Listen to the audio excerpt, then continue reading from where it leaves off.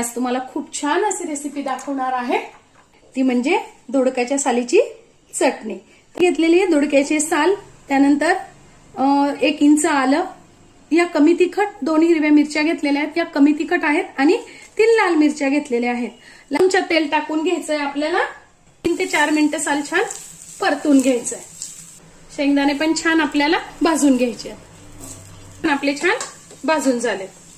त्याला मिरची, आलं आणि इथे तुम्ही लसूण पण वापरू शकता, खात असाल तर टाकून घ्यायचे। चमचाभर जिरे काढून घ्यायचे। आता गार झालेलं आहे, मिक्सरच्या भांड्यात टाकून घ्यायचं।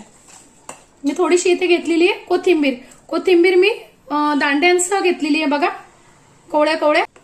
पाव चमचा मीठ, तुम्ही चवीनुसार।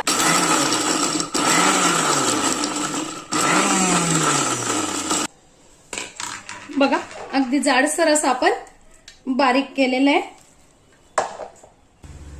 आता तव्यावर परत थोडंसं तेल टाकून घ्यायचं 1 चमचा, आणि बारीक केलेलं वाटण आपल्याला 2-3 मिनिटं परत परतून घ्यायचंय। मस्त असा आपला दोडक्याचा ठेचा तयार आहे, खूप सुंदर तयार होतो।